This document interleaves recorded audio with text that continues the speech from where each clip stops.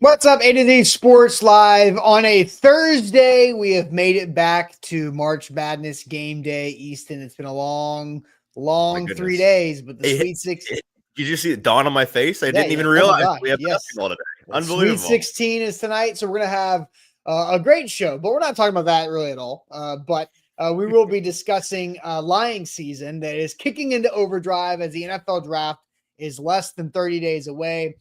And the Titans signed another quarterback. And so now everybody's going, oh, what does it mean? Do-do-do-do. The X-Files music. Whenever the Titans make a move about the quarterback position, what does it mean? Who's getting traded? Who's going number one? Are the Titans going to trade out of the number one overall pick? Lying season is in overdrive officially after yesterday, and we'll discuss why, what happened, what it means, who's saying what, who's pulling what strings behind the scenes. All of it's going to be fun. Then there's a new mock draft from Matt Miller of ESPN, who does a really good job of diving into ESPN mock drafts over the last few years. But Matt Miller has a new 7-round mock draft. And Easton, you're like, that's a fine mock draft. It's solid, except for one thing, the 35th overall pick. And we're going to complain about the 35th overall pick the Titans had via Matt Miller, and one guy who was still on the board when the Titans were on the clock at 35 overall, James Pierce Jr. out of the University of Tennessee, who the Titans did not take 35th overall, and he was available. So we'll have a good conversation there, but then we'll take another shot at trivia. Yesterday, the website was not working, so we didn't have a celebrity mashup for our trivia site, and I double-checked. I looked this morning. It is working appropriately. I'm still mad about that. As of now, we were about to smoke our previous record yesterday, but we'll get a chance to do that again today. So Easton, welcome in. Let's get it going. Yeah, it's going to be the hardest trivia of all time. Just naturally, it's going to be so hard. Good morning to you, Austin. Good morning to the chat. Already see some familiar faces with us this morning. Hope you guys are having a great start to your Thursday, back half of the week. And as Austin said, exciting because, of course, we've got some March Madness going on this evening that I had not even considered until you mentioned it this morning. We have got a great show for you today, talking all about lying season, which we are firmly in the midst of right now. And a lot of things on your television set. If you turn on ESPN, turn on Fox, turn on CBS, whatever you're watching, it's NFL right now. You're going to hear a lot of different opinions flying. And I think you're going to hear some conflicting things that it's some trademark lying season things we're going to go through today from Adam Schefter and ESPN and talk about what's real, what's not. So excited to sift through all of that with you guys. But first, you got to make sure you like the show on Facebook, on YouTube. Hit that like button. Help us out by liking the show wherever you're watching with us this morning. It's the easiest way that you can be a part of today's show to help today's show. Send the link to a friend while you're at it. Shoot that link to somebody you know enjoys the Titans, enjoys our content over here. Tell them to jump in the comments like Jason, Coach Wills, Maserati Mac, Orlando, Roger, Amnesia with the super chat already. Jeff, Denise, appreciate all you guys being here. Austin, let's get it started. Yep, let's do it officially. Welcome to A to Z Sports here live on a Thursday. I'm Austin Stanley. He's Easton Freeze, one of our reporters for A to Z Sports.com. And we are Nashville's on-demand sports network going live weekday mornings at 8 Central Time on Facebook, YouTube, and Twitch. Links to the show segment by segment on our Twitter X timeline. Also hit us up on Instagram, TikTok, and Threads for more great Titans content. Gotta thank our sponsors. They make it happen for us, and they help out all of you, like Wilson County Hyundai. Make them a part of your new car buying process in Lebanon or online, wilsoncountyhyundai.com. The Bone and Joint Institute, boneandjointtn.org, the region's destination for comprehensive orthopedic and sports medicine care, and our friends at Bart, Durham Injury Law, where a crash can change your life forever, but help is just a click away at bartdurham.com. So a quick super chat from Amnesia, which I just think is funny. Why is Google saying that Will Levis will be the Lions starting quarterback? That's because AI is bad sometimes, and most of the time AI is bad, and that's a good thing because we don't need iRobot to be repeating itself in real life instead of the Will Smith movie. Disagree. AI is actually pretty awesome if you know how to use it. What I will say, though, AI is uniquely terrible at sports, like specifically sports. And I don't know why. Keeping up with just like sports news, like if you search science, math, all of these things, like encyclopedic things, it's great at it and it can break it all down. Well, yeah, of course. Like politics, it's good at politics, like current events in the world. But something about sports, you search it and it's like maybe it just embodies the fact that it's like the nerdy kid, the electronic nerdy kid that has no idea what's going on in the sports world and doesn't care to research it, even though it's all on the internet. But don't use AI for sports because it really sucks. I don't know why though. It doesn't make any sense for it to suck, but it does. All right, maybe I can think on that and come up with a. If you ask AI like how old is a sports, like if you ask AI how old Barack Obama is, it'll tell you like to the day. But if you ask AI how old a prospect is in the draft, it'll say like about 23 years old. Okay, thanks. Sometimes off by a year. I don't know why. Well, yeah, that's because I mean, can you find the birth date of draft prospects? Yeah, Where? they're all on PFF.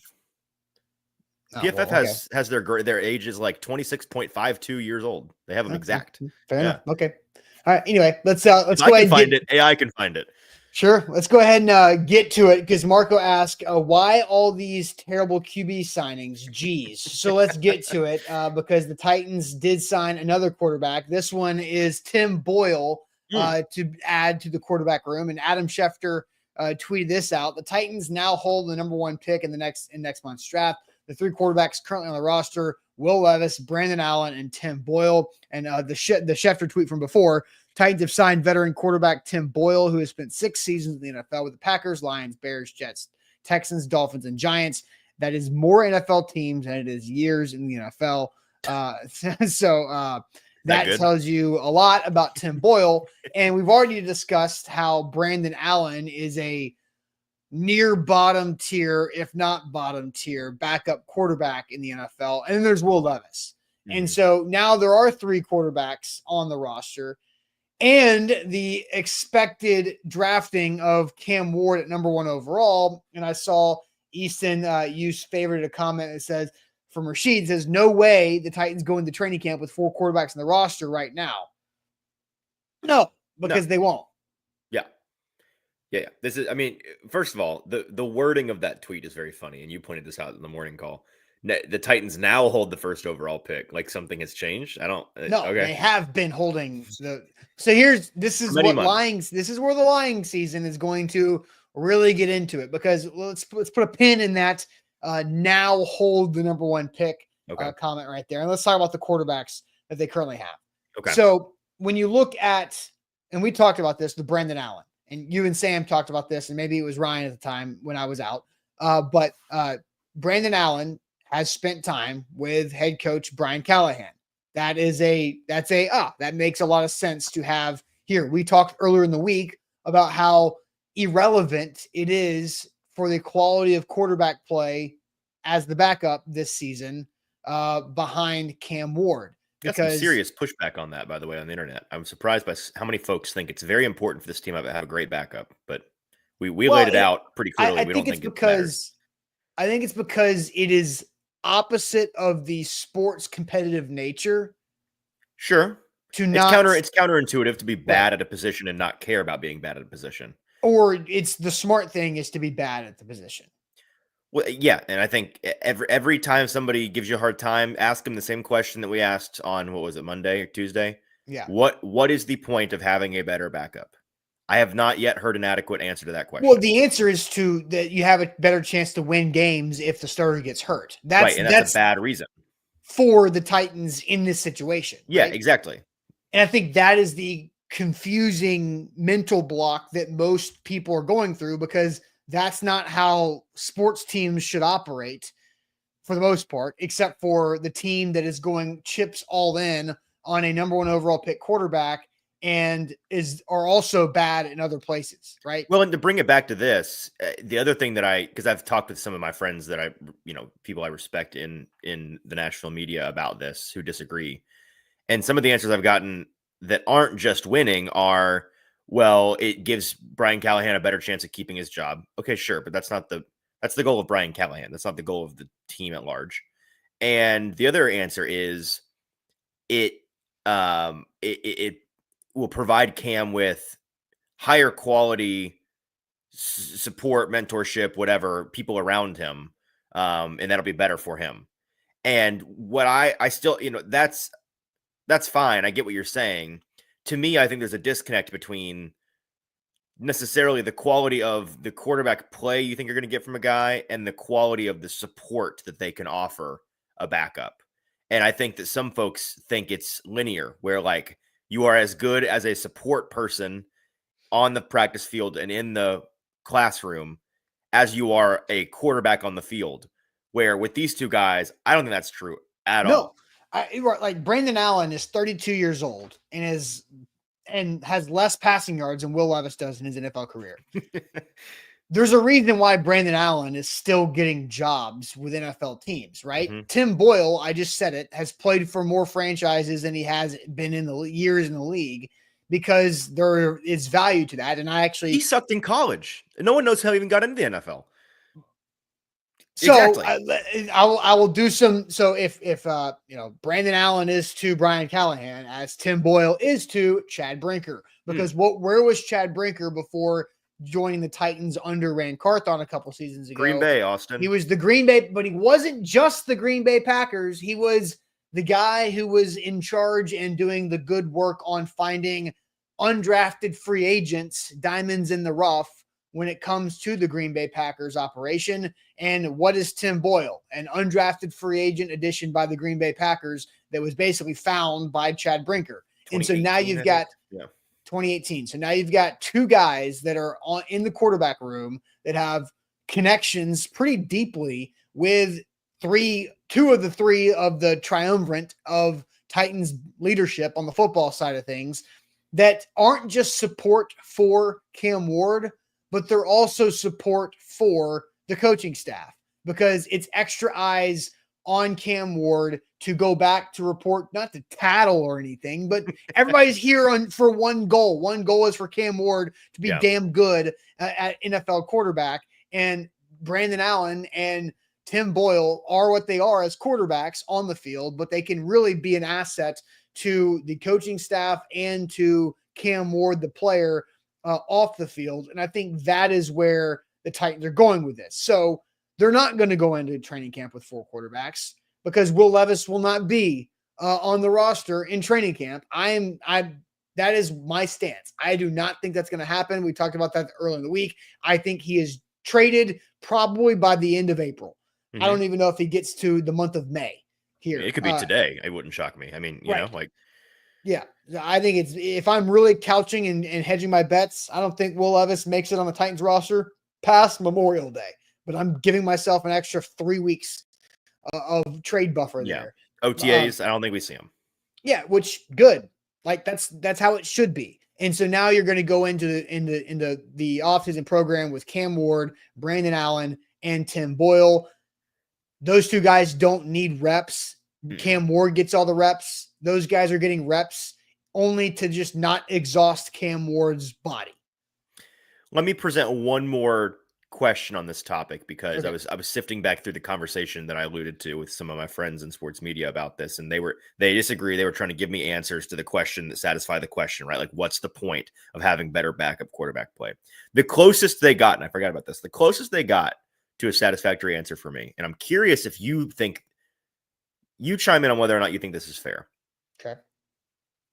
They said that it is important not to just hand the reins to Cam Ward, even though he's the first overall pick, because generally it's not a good idea to just hand the reins to rookie quarterbacks and make them the guy immediately. And we've seen this in recent memory. We've seen with the Colts how they did it with Anthony Richardson, and they now openly, deeply regret it. We have handing the reins to him and making him the guy immediately. Now, that was, I mean, he was, 3 years younger than Cam, had played a lot less ball than Cam, kind of a different situation to me.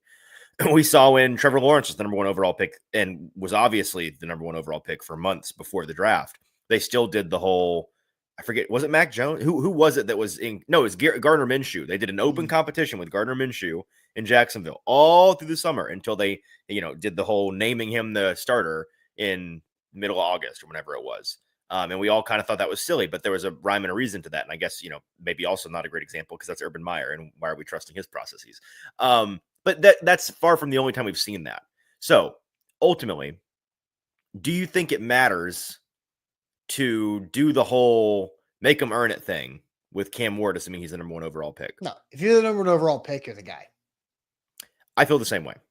Now, Anthony Richardson is a different situation. Bart brings up he was the rawest of prospects. He was the 4th overall pick, and he was extremely raw. And I thought it was dumb to draft him the first round anyway. Like Will Levis was a 2nd round pick. But if you're the number 1 overall pick, if you're the number 2 overall pick after a number 1 overall pick quarterback, if you're the number 3 overall pick after a 1 and 2 overall pick quarterback like Drake May, you're the guy. Like, I thought it was a waste not in Drake May's case. I thought it was a waste of time for the Patriots to do what they did. It was stupid. Well, actually,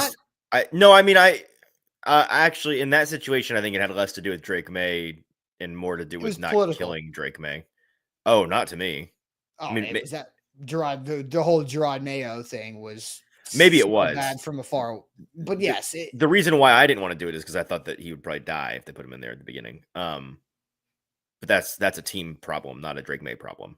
You know what I mean? Yes. So if you draft a quarterback number 1 overall, they're the guy. They don't need to earn anything. You basically earned the number 1 overall pick to go pick them because you suck that bad.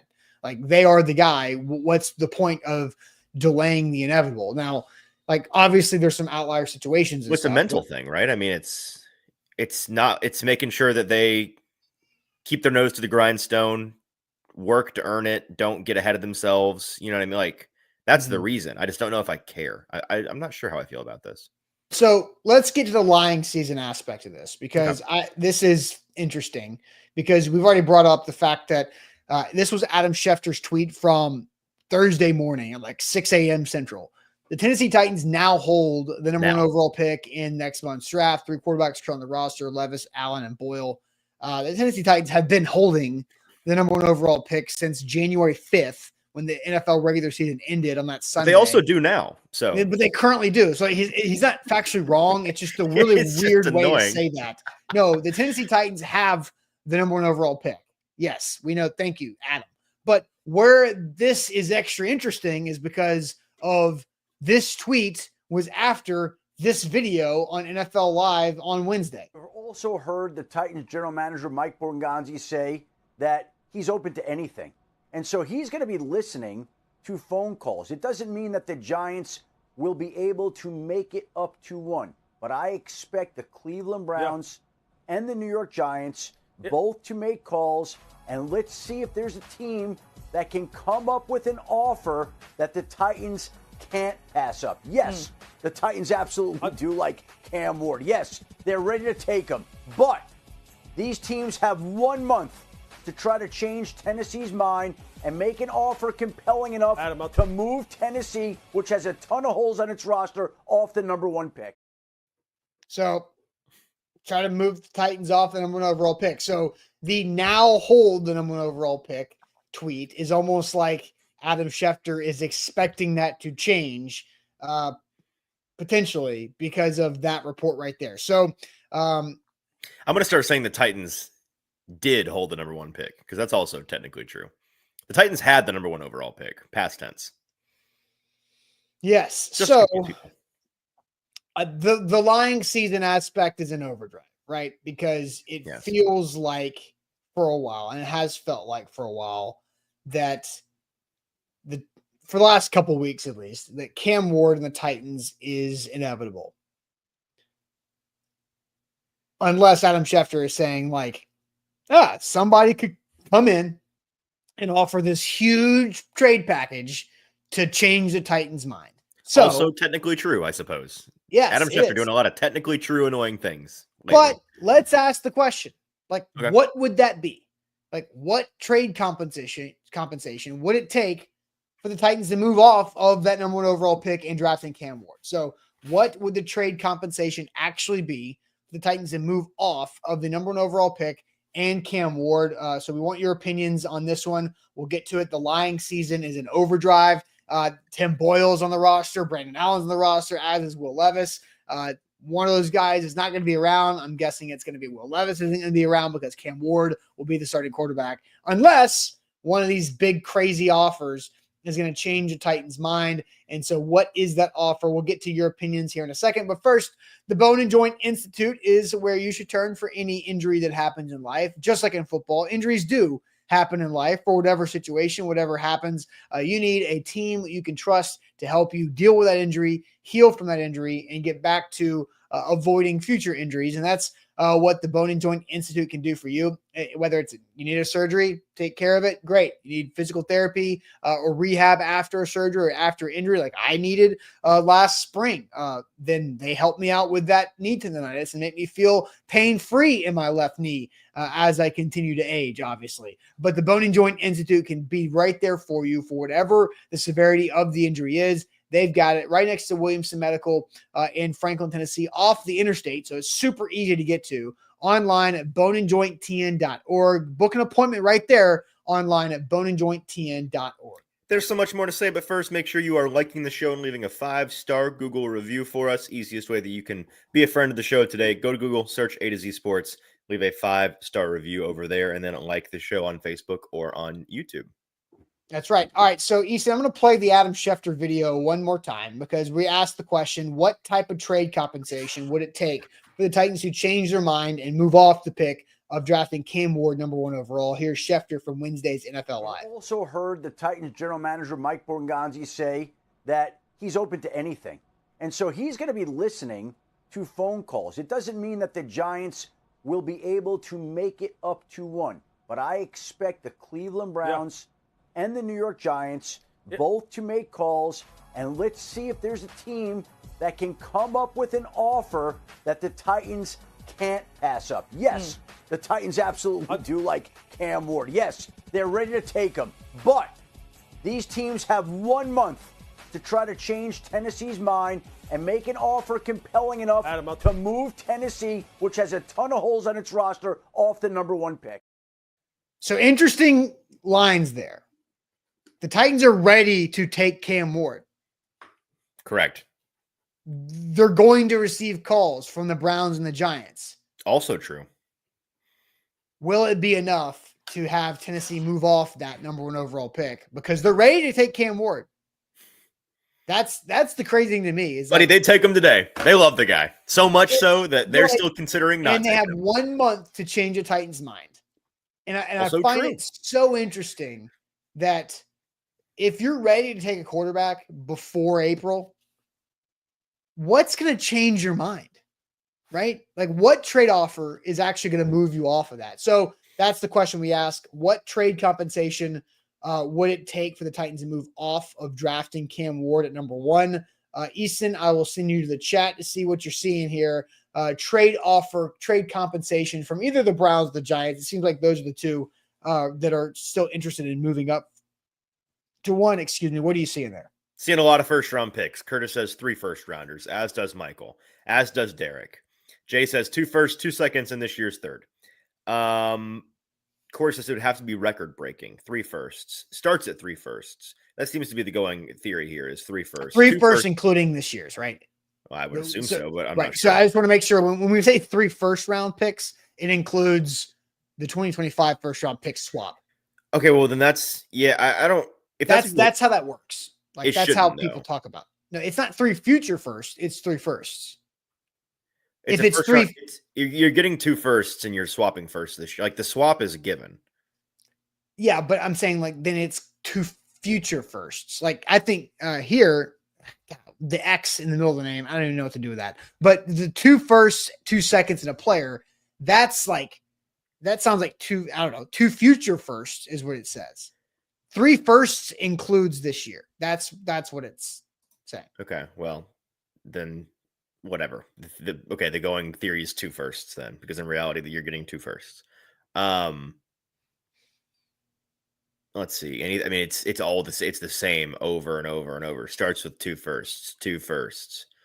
It definitely starts with 2 firsts. I'm looking for a single person that is asking for less than that. I have not found one. So it's either 2 or 3 #1 picks. Okay, here's one.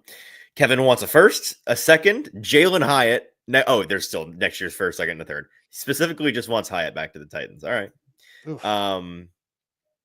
Andre says if any team is lower than the Browns, then they need 3 firsts to even start the conversation. True. And also the Titans, again, Adam's going to continue bloviate. I mean, here's the thing about Adam's statement. You could write it down as a transcript and I could read it back to you like a court reading, and you would probably guess it came from Mike Borgonzi's mouth, because that was a crazy mouthpiece statement, which I don't like necessarily begrudge him. People asking why, the number one question I got yesterday when I was kind of poking fun at this online. Well, then, if it was so certain, why would Cam Ward be going to work out for the Browns later this week? Why would, these guys that are plugged in like Adam Schefter be talking about it like this? Because you can't spoil the beginning of the $1 billion TV show. Yeah. This is an entertainment factor involved. There's a money factor involved. That's what matters most to the NFL. They care most about the quality of their reality TV show. And they can't, they have to do everything in their power to make the next month, including the night of the big draft, as compelling as possible. And so you can't do it. Even last year, when we knew way earlier that Caleb Williams was going to be the guy for the Bears, there still was this kind of nonsense all throughout the spring. It wasn't as strong. What was that? But like that became like, well, is Jaden Daniels or Drake May a better prospect than Caleb Williams? Right. Even though we knew Caleb Williams was going one to the Bears for over a month, it was who's actually the better quarterback prospect. Well, and because this year, basically every mainstream analyst has convinced themselves that Shedeur and Cam Ward aren't in the same stratosphere as prospects. You can't do that, So they're gonna the avenue they have is really just to lean into what was true a month, 2 months ago, that the Titans, are considering trade offers, which was true, and they still are hearing trade. This is something that I think maybe the average Titans fan hasn't quite wrapped their head around about the way that Mike Borgonzi and Chad Brinker operate. They really are married to the process to a fault, past a fault. And that's not a bad thing. I think that's a good thing. It is as patient and sober an approach to their job that they could have, in my opinion, that based on talking to them, seeing them work, hearing anecdotally from others in the building about how they work.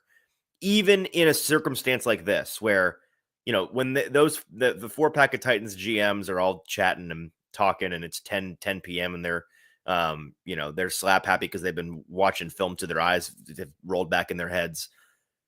They're probably, talking about the fact that they have a good idea of where they're going. But the way they operate day to day from 8 a.m. to 8 p.m. is truly all things are on the table. Nothing is set in stone. We've made no decisions. Where we have this 3-phase film process that includes guys like Cam Ward, where we're going to continue to, in due time, get to every player in the draft 3 separate times and reevaluate and move things on the board. Like, they're doing all of that as true to the process as possible. And in order to do that, you can't come to any conclusion until the end of the process, which I think it's about to be April. So I think they either have started or are about to start the final phase 3 of the process. So they are on the final third of what they're doing. And so, yeah, I'm sure when Mike Borgonzi decides to talk to people like Adam Schefter or whoever he talks to, he says, we're heading to phase 3. We're still considering everything. Our phone lines are open. We're happy to discuss trade options. Nothing is off the table. And he probably means that to an extent. But in reality, they know, and we know, where this is headed. Yeah, and they would, again, the line from Schefter, the Titans are ready to draft Cam Ward. Like they would feel comfortable drafting Cam Ward if they had to make the pick today. They would love to draft Cam Ward. But they don't have to make the pick today. Right. And so I think where I always like to say, don't make a decision when you don't have to make a decision. Right. You don't have to make a decision right now. Why rush to it? It's continue through your process and don't skip or take a shortcut around one of the process because you fall in love too quick. Don't get love bombed by Cam Ward. Stick to the process, right? I think that's where you don't have to make a decision right now. So you've got 30 days left. Go ahead and do it. We poked fun at Adam for all of the technically true things he said in there, and there is a lot of technically true things in there for the sake of the entertainment of it all.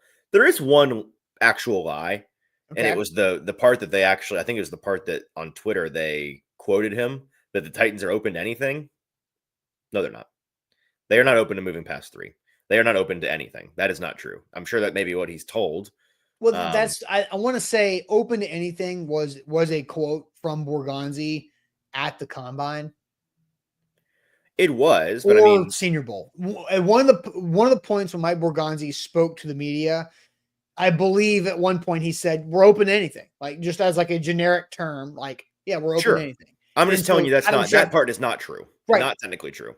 Not anymore. Like, and I think Adam Schefter is using a quote for a while, actually. But right, Adam Schefter is using a quote that's at least a month old, like it's still relevant today. Yeah, but it's not because they are no longer open to anything. They're really not even open to moving to 2 or 3, but they're super not open to moving past 3. Right. So, okay. We just went through, you and I haven't answered the question. The trade package? The trade compensation because the answer is, Easton, I'm telling you this, your answer can't be nothing. There has to be something. Oh, it's never nothing for me. No. Okay, good. There's always a price. There's always a price. There's a price for everything. What's the trade compensation to move off of drafting Cam Ward number 1 for the Titans? What do you think? Yeah, I mean, every time somebody asks me this on Twitter, I just say your kingdom. Give me your kingdom. And to me, your king. Like, give me a second. Sorry. There's a little. I'm trying to theatrical here a little bit. Add some intrigue to the show. Yep. Your kingdom to me is all of the first round picks that you can legally give to me, which is the next 3 of them. So to me, when I say 3 first round picks, I mean this year and the next year and the next year and the next year. So you're talking about 4. Yeah. No, I mean, I'm talking about swapping this year, which again, you're not actually giving me a first round pick. You're downgrading my current first round pick. And the price you're paying to do so is giving me 3 more additional first round picks. So 3 additional first round picks, 3 future firsts. Yeah. Or I'll add a second option. You can give me your next 2 first round picks as long as it's every top 100 pick you have the next 2 years. So I want 1, 2, 3, 1, 2, 3 in 26 and 27. I think that's better than 3 future firsts. I would, if I was given the choice between those 2 things, I would take that. I think that's less likely to be offered. I mean, what team giving away? No, nobody's going to do that. No, I know. I think a team is more likely to give you the next 3 first than they are to give you their entire draft, essentially, the next 2 years. Yeah, that's way better of a deal. So I think, what if it's because both these teams are picking high? What if it's the top 2 round picks this year and next year? 1, 2, 1, 2. Yeah. Yeah, I mean, living more in reality. Everybody's saying Easton's drunk. That's never happened. That's my point. That it's never happening, folks. I'm trying to find the smallest trade compensation package to make the Titans move, in your opinion. Yeah, to be clear, my first answer was if I was the GM, what it would take for me. If we're trying to predict what it would, maybe I misunderstood the question. Are we trying to predict what the Titans would take? No, this is your opinion thing. Okay, so my opinion is what I told you. If we're now I think it's now interesting to maybe predict what the least amount the Titans would take. Yeah. I think you're probably right. So around combine time, before they'd met with Cam, when they were still back when they were actually seriously thinking about trading, and they had conversations with the Browns and the Giants and others at the combine. Mm-hmm. And there were even no firm offers made, but there were some things floated. Mm-hmm. Like, what about this? How about this? I think then the crux of the argument was got to be next year's first. Because at the time that, the trade packages being floated were, remember, we did shows about how teams were like a pair of 2s, you know what I mean? To move down 2 spots. And for the Titans, the sticking point was it has to include an additional first. It needs to be something in addition to your 2026 first round pick. And no team is willing to get there for the Titans. I'd guess now, almost 4 weeks later, it's probably, I would imagine it's probably 2 firsts and some change is probably the minimum. Don't you? So... Or maybe 4 total top 100 picks, maybe like next year's first, 2, 3 this year, 2, maybe 3 next year. Like 4 top 100 picks in addition to their current. Because I don't think the Giants or the Browns would give up their second and third rounder this year, plus a first next year. No. Maybe that's what I'm saying, like 1-2 this year and 1-2 next year. So you're gaining 3 spots, and one of them's a first round pick next year. Another one is either the 33rd or the 34th pick this year. And then probably pretty high in the 30s next year. So you're gaining a 1 and 2 twos, basically. And 2 high 2s. Yeah, but and potentially another high 1. Yeah. So you're talking about like 2, you're getting a top 10 pick next year and probably 2 top 40 picks, 1 this year, 1 next year. Yeah, I'd say that's the minimum I would, like, if you told me that, shocker, trade news today, 4 p.m., and I check my phone to see what the compensation is. If it was less than that, I would be floored. Yeah. And if it was that on the nose, I would still be kind of surprised. But I think what people in the comments aren't understanding, Daniel saying, that's ridiculous, Easton. That's way more than the Trey Lance debacle. It is ridiculous by design. That is, being ridiculous is the point. I am saying it would take something truly ridiculous, laughably stupid to happen. For me. 3 firsts and Malik Neighbors.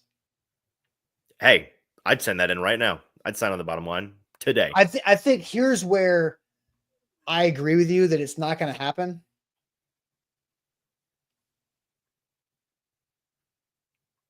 Brandon Allen, Tim Boyle. Right. Like, they have no interest in trading because they have no interest in starting Will Levis. We know that. Well, so no interest in starting Will Levis. Right. Let's talk about this a little bit because you know, we want to talk about the lying season of it all, but it's kind of difficult when it's like, it's kind of our word against theirs kind of deal. You know what I mean? Like, we can't just like go through everybody's private sources and like, we can't do all that. But the thing that I think I can say is that if you're just a fan wondering what to believe, which this time of year you should be skeptical of anything. You should, anything I say, anything somebody on ESPN says, you should be skeptical of all of it. I think if you just consider where the Titans are and what they have done in terms of setting up this roster for whatever the draft is going to bring, I think considering the fact that trading the pick and no longer getting Cam Ward takes all of their actions and moves them from the makes total sense bucket to the makes very little sense bucket. Does that make sense? I think the fact that not getting Cam Ward suddenly changes the light that we look at everything they've done so far in such a dramatic way to where it really doesn't make any sense anymore. Yeah. Drafting Cam Ward makes Dan Moore's money make sense.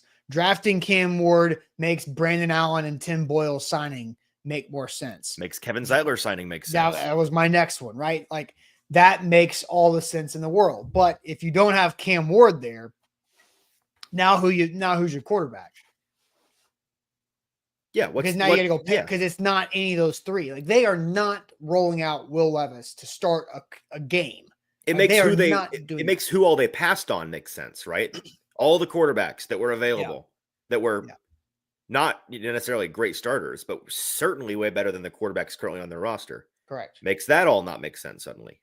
So I think, they have done everything to set up to draft Cam Ward. It's Occam's razor here, right? The thing that makes the most sense is the thing that's happening here. It's not that deep. Now, when you hear hoofbeats, think horses, not zebras. It's my favorite permutation of Occam's razor. You'll hear that in medical shows all the time. When you hear hoofbeats, think horses, not zebras. This is not a zebra. This is not a complicated conspiracy. Oh my God. Could that be a unicorn? Yeah, it's just a horse. It's just Cam Ward. No, it's yeah. And that's but again, like what you said earlier, Adam Schefter why did the salary cap go up $27 million from last year to this year? Why? It's because of TV money, broadcast rights, and they've got a month of programming that is usually pretty juicy. except for like right now when the number 1 pick's pretty locked down, and it's the Titans. Right. And you've got the Giants that are involved. They want to milk all they can out of the New York market and a potential quarterback trade up at number 1 for the next month, because that's good business for ESPN. It's good business for anybody who's in the business of talking about the NFL. Yeah, 100%. I think we can move on to some mock draft talk. Yeah, let's switch gears here because actually, hold on. Because Amnesia says, hey, I had a super chat earlier. It has to do with this. Austin, how mad are you going to be when they pass on Cam Ward and roll with Levis for another season? Lock it in, share the show, share. Yes, please do the back half of what Amnesia said. Lock in, like the show, share the show, and 5-star Google review. But they're not going to play. Like Will Levis is never going to wear a Titans game jersey ever again. Yes. Like he's not going to make it to the media day where they take the cool pictures and use the smoke and stuff inside the bubble before the first preseason game. He's not going to do that. He will never, ever wear a Titans game day jersey again. Okay. I'm not sure you can be much firmer on that take. Never. Got it. Get on my level. Okay. All right, now let's switch gears because we've got the 35th pick overall. Matt Miller, ESPN, came out with his 7-round mock draft and has the Titans going Cam Ward number 1. Okay, good, right? We got that. Mm-hmm. And at 35 overall, he has the Titans drafting a guard. But at 49 overall, James Pierce, edge rusher out of Tennessee, goes to the Bengals. So here is Matt Miller, Tyler Booker, guard from Alabama, Titans at 35. And so, Easton, you almost basically threw up in your mouth and swallowed it back down when you saw this. Yeah. And then we were like, all right, who'd they pass on, right? Who'd the Titans pass on at 35? Always important to consider who is available. Because there's not like crazy names. And then it kept scrolling, and then you're like, oh, because like once you get to like, if you're picking at 35, passing on somebody at some point, you can't keep scrolling to like too far down because that's a different bucket.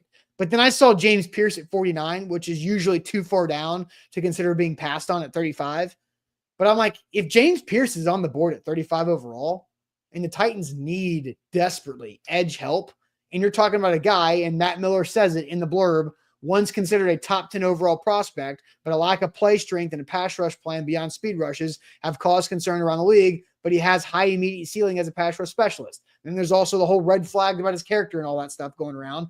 But if you can get a potential, high ceiling pass rush specialist at 35 overall, why would you pass on that if the Tennessee Titans for a guard who is not going to start? So let's go ahead and get to this question here, Easton. If James Pierce is on the board at 35 overall, should the Titans draft him? So that's a yes or no question. I'll put up a YouTube poll. But before we get to that, Easton, can you tell everybody about our friends at Bart Durham Injury Law? I was hoping you would ask because I love talking about our friends over at Bart Durham Injury Law. They want to help you in any kind of automobile wreck you've been in.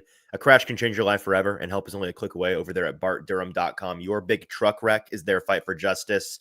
Let them help you 24/7. Get your legal questions answered at 615-242-9000. You deserve to be paid, and the attorneys over at Bart Durham Injury Law Center are available to meet with you whenever and wherever is most convenient, including virtually. So visit the website, bartdurham.com, for current news, blogs, to contact or to live chat. They've been in business since 1975, so they have 50 years of experience dealing with all kinds of automobile wrecks. They're located in Capitol View, Nashville. They're local, but they can fight for anybody in Kentucky or Tennessee that's been in an automobile accident. Blair is the leader over there. I was like, what is happening? Blair Durham is the guy over there. I just had a freaking aneurysm. I got a very distraught. You ever get a notification on your computer when you're trying to read a thing and it just takes you out of what you're reading? Yep. Really strange notification that I'll have to address later. Blair Durham, let me tell you about him. He's the leader over there at bartdurham.com after his father, Bart, passed away a couple of years ago. He is a Marine veteran. He's a great Tennessean. He is doing things right over there at Bart Durham. So check him out at bartdurham.com.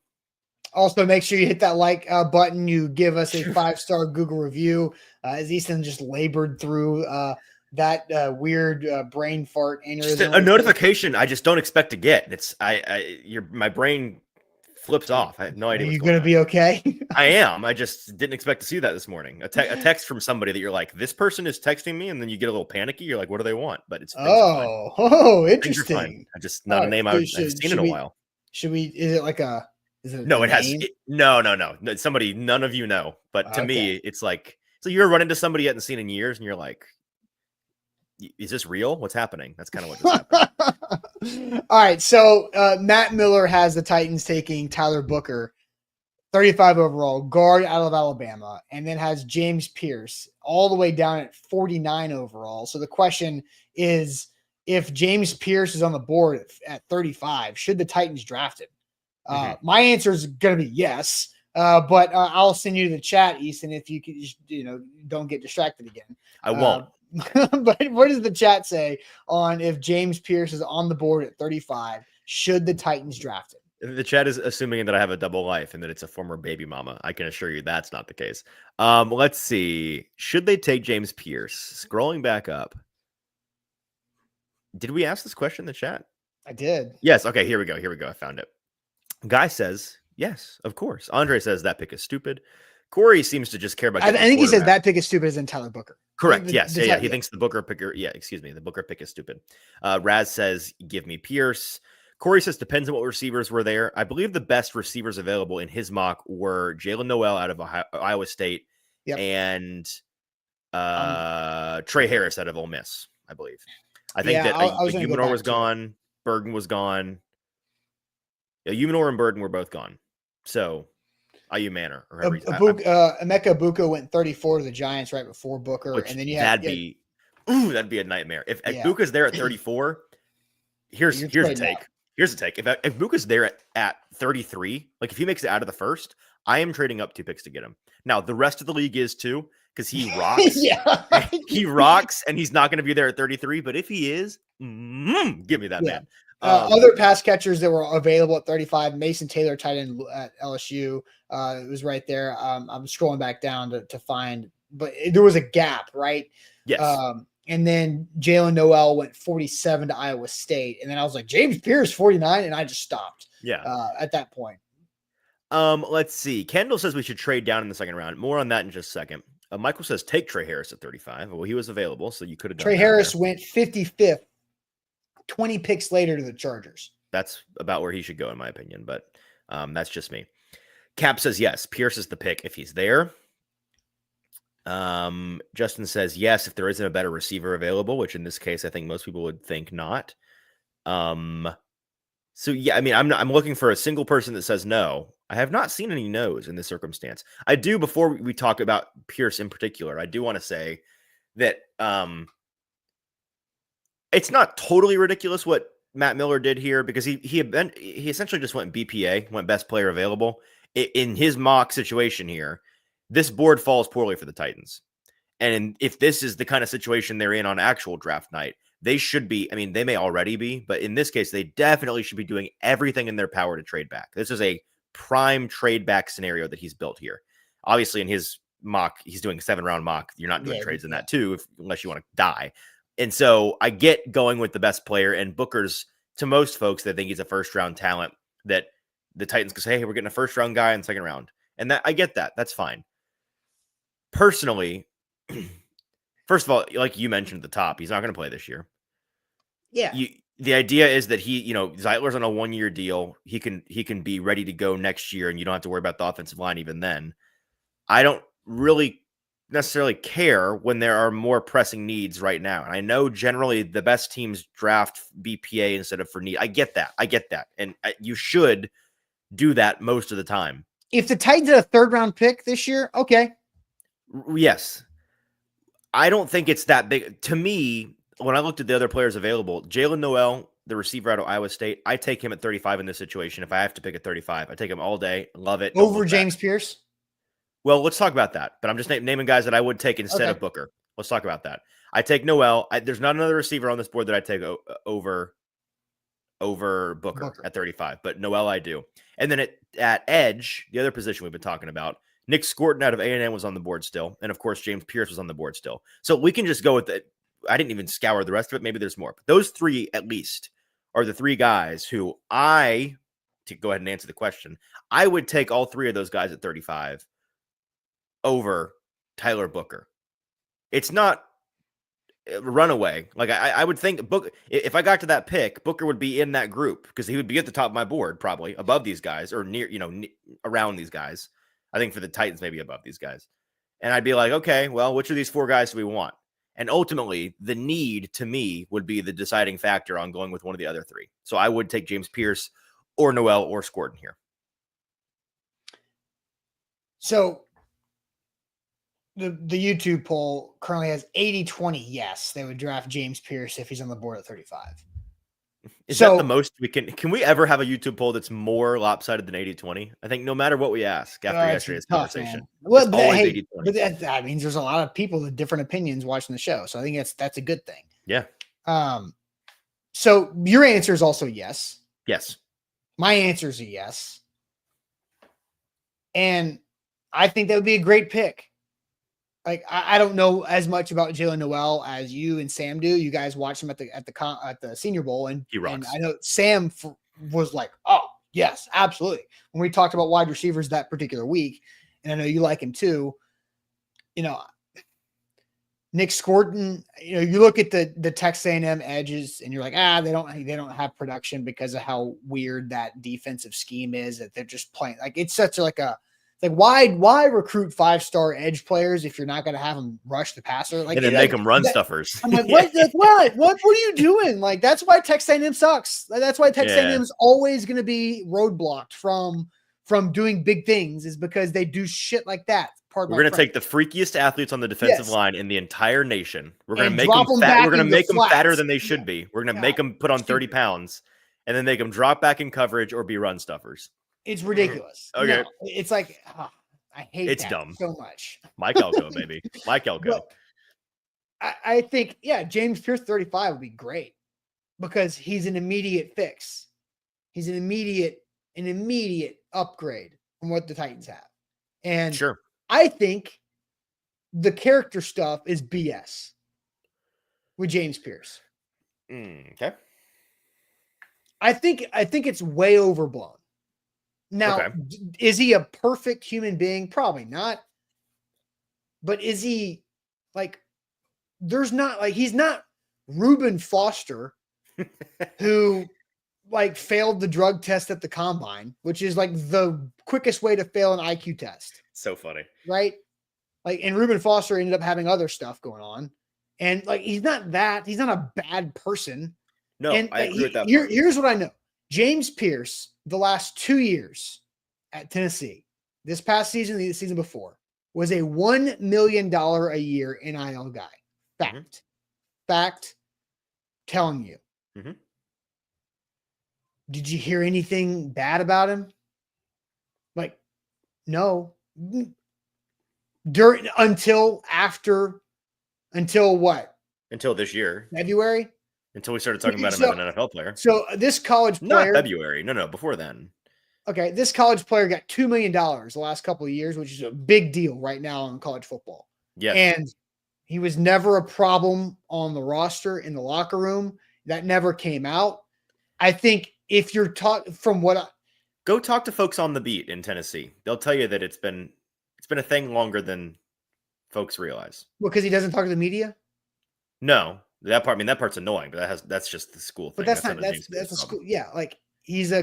But if you're on the beat out there, you hear stories, you know things that happen at the college. Here's what I'll say. To your point about him not being a bad guy, I don't think he's a bad guy, and I hate that when we talk about off-field concerns with players, we lump it all into character concerns, it all goes in that bucket when it shouldn't go all in that bucket because some guys are just bad dudes, just legit bad people. Yes. And sometimes that's legally. Sometimes they're just a jerk. They're terrible teammates. Whatever it is, they're a loser. They only care about themselves. And then some guys, it is what makes them tick. And with James Pierce, from my understanding of the situation, again, I don't put a ton of stock into these things, because it's all second, third, fourth hand, right? So like, unless I'm in the room, I'm not going to make a super eval on this. I'm just going to consider it.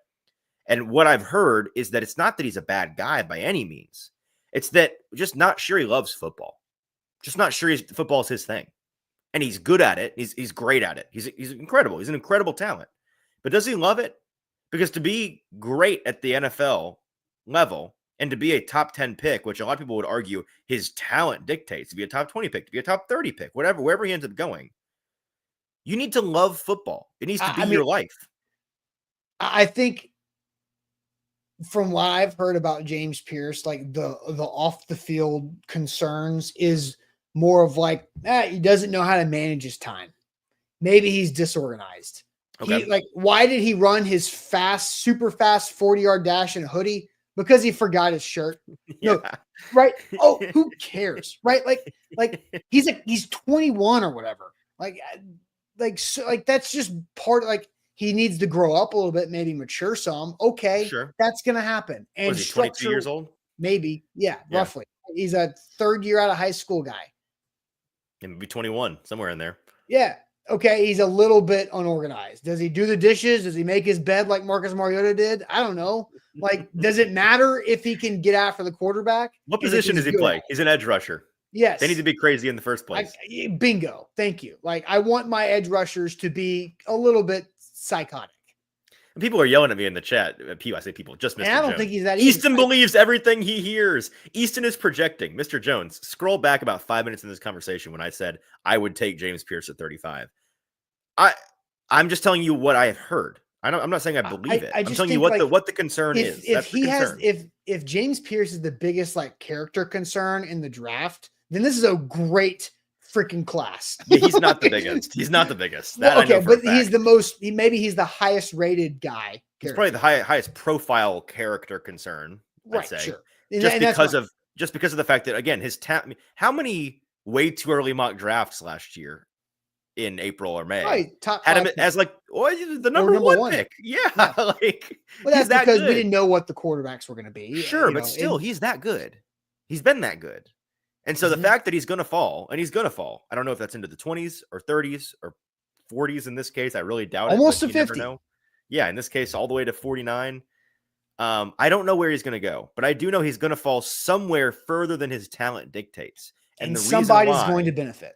Depends on Philadelphia Eagles. I'd say, I tweeted that he's an Eagle in February, and I still stand on that at 32. But he needs to go to a place like that, I think. He needs to go somewhere that's a good situation. Like, if he's a Raider, I've lost faith in the future of James Pierce. Sorry. Why? There's just certain teams and situations I don't have. Well, I forget that Pete's there now, so maybe not. Never mind. Maybe I'm talking about. I didn't know if you were like throwing like if you put this guy in Vegas, that's problems. No. To me, it's just like the culture of the Raiders. Okay. Up You're until talking now, about the football building, like the Jets, like the Jets. Yes, places that ruin people. I think James Pierce is going to have a hard time overcoming the bad organizations. Not an impossible time, just a harder time. But if he goes to a place like Kansas City, Philadelphia, he's going to be awesome. Of course he is. I think he would be fine here too. Well, I said I would take him there. Yeah. I'd be willing to bet on that, assuming them taking him at 35 or passing on him at 35, which is a thing that could happen. He could be there at 35 and they could pass on him. I think it actually may be somewhat likely. We'll see. It's going to be based on their intel, and they're doing. Remember, we talked at length about the Devondre Sweat of it all last year, where they're like going down to meet mama and meet grandma and like they're doing all of that with guys like James Pierce, who are highly on their radar. So they're going to have a maybe over-informed opinion on all of this, and their pick is going to reflect it. Yeah, I think it would be a great pick at 35. I feel like, separate from that conversation, the James Pierce character concerns. That's tough. Funny. But the James Pierce character concerns are overblown. And I think the fact that he is the highest level profile player that has a character concern is an unintended positive that has come out from NIL. Quick thing. Okay. One of my positives from NIL is that college age athletes now have more to lose by being immature college kids. Right. And I feel like, and I felt like at the time NIL came out and was legal in 2021, that you would have college athletes clean up a lot of the dumb college kids stuff because they've got money in the line. Outside of the University of Georgia and their traffic laws, that seems to be the case. It's a good exception. Yeah. Because once again, last week, there was a Georgia player that was pulled over and arrested for reckless driving. And it came out that he was going 107 before that happened. But outside of that, I feel like that part of NIL is working a little bit. Yeah, I think that's you know what I mean? fair. Yeah, no, I hear you. I think that's a fair take. I think So- that makes sense. And I think that there's probably at least some of this has to do with all of that for James Pierce. All right. So, and Amnesia's doing the triple down on the super chats. Thanks, Amnesia. today. No, Titans have needed a wide receiver for 4 seasons now. Got to grab one in this draft. Well, they Agree. will grab one. They will. I can guarantee that. Agree. Just don't know where. And I think, again, I've said for the longest time, I think the 35th overall pick or the second pick in this draft made by the organization needs to be either a wide receiver or an edge. In this case, I think James Pierce would be a great addition. I know more about him than I do Jalen Noel, but I believe Easton by saying like that would be a good, either way would be solid. And I would agree with that. All right. Every year we have some random receiver, not random, but like a receiver we don't expect to slip into the first. And I think Jalen Noel is firmly in the might be that guy this year. Sounds like a plan. So Okay, trivia let's time.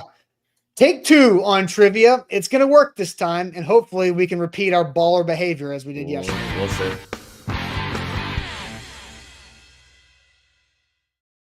Shout out to Wilson County Hyundai. Make them a part of your new car buying process. Go see them in Lebanon or online at wilsoncountyhyundai.com. Easton, are you ready for trivia take 2? I will be in 5 seconds. Let me hit the present button on my screen. 4, Share my screen, and I am now ready. 2, 1. I jumped the gun. That's All right, so we've got it. So if you missed yesterday's trivia, the celebrity mashup box was not working. Somehow it got moved down to the bottom right, and it was non-existent. And we were through the first 8 questions in under 2 minutes, and we had a full minute plus to beat our record. Now we'll find out how much more difficult these questions are going to be to frustrate us. So we start with the NFL. We go counterclockwise around the board and finish in the center. Let's do it. All right, here we go.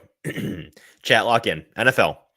While he spent most of his career at the Bears, Devin Hester scored his final punt return touchdown with this NFC South team in 2014.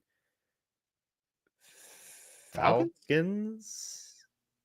Pretty sure it's Falcons. We can't be wrong on the first one. Are we sure about this? Falcons. All right. What is the capital of Vietnam? Oh, I feel like we should know this. this is tough. I'm going to know when I hear it. Yeah. Come on, chat. What is the capital of Vietnam? I feel like we should know this from my history classes. I do know it. It's just I haven't thought about it in a long time. I have the Hanoi? Hanoi. I have the Korean Yeah. capital stuck in my head. Thank you. Jeez.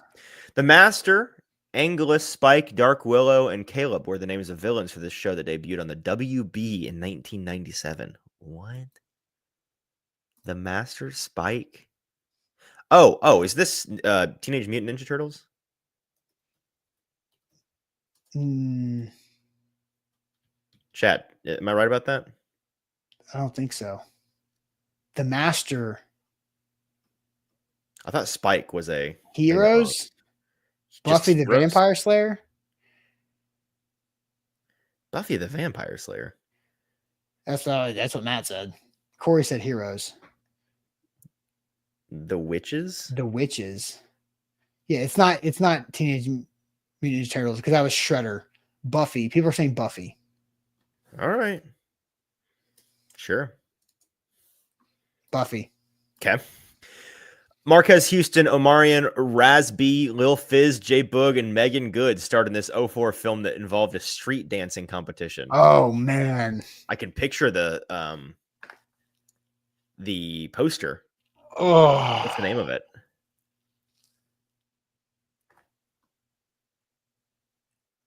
Dang. Step something. Step up. Stomp the yard. Stomp the yard. Stomp the yard. Okay, maybe I couldn't picture that. No, you got served. Dang. Dang. Featuring Lil Yachty, this rapper is most known for his 16-hit song "Broccoli." I know the song. Whose song is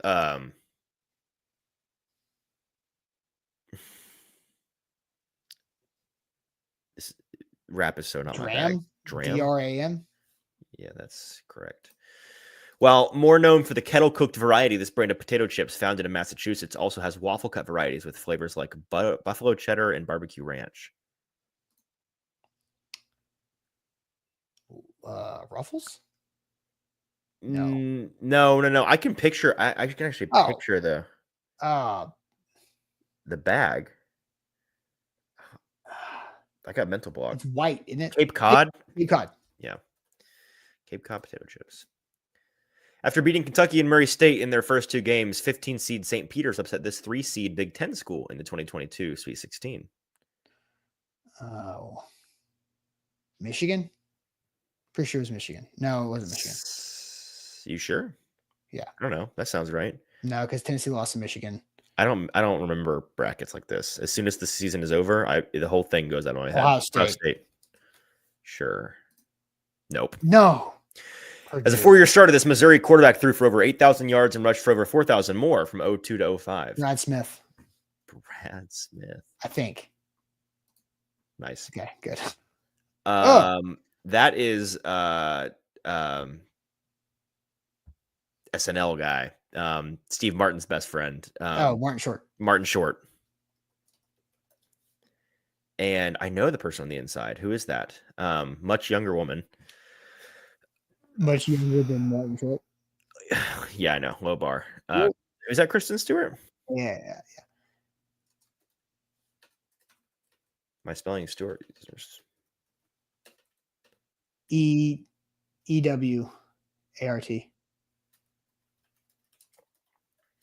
Cool. Yes, double dip. Which one do we want to double dip on? We know the movies. We know the movies one. Stomp the Yard? No, that's what we picked. Wait, what is it? You got served. You got served. Well, not nearly as good as yesterday. Who was the what was the correct answer? The college basketball one?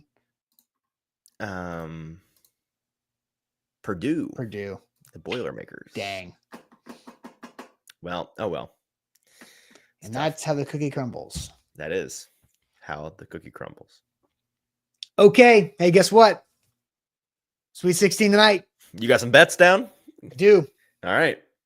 They're parlays, so I can't remember them off the top of my head. Okay. But I do have two units on Kentucky plus 4.5 tomorrow night. And that is the emotional hedge. Emotional hedge. Yeah. Emotional hedges always undefeated. But guys, that is it for us on this Thursday. Make sure you do hit that like button, and we'll be back on Friday morning to talk more Titans, and we'll see how the news cycle rolls. But appreciate all of you guys, and hit that like button, like the show, 5-star Google review, share the show if you haven't already. But liking the show and the 5-star Google review for A to Z Sports are the biggest and best things you guys can do for us. And we'll catch you guys later on. Buck Rising live tonight for prime time. We'll catch you later. Appreciate it as always.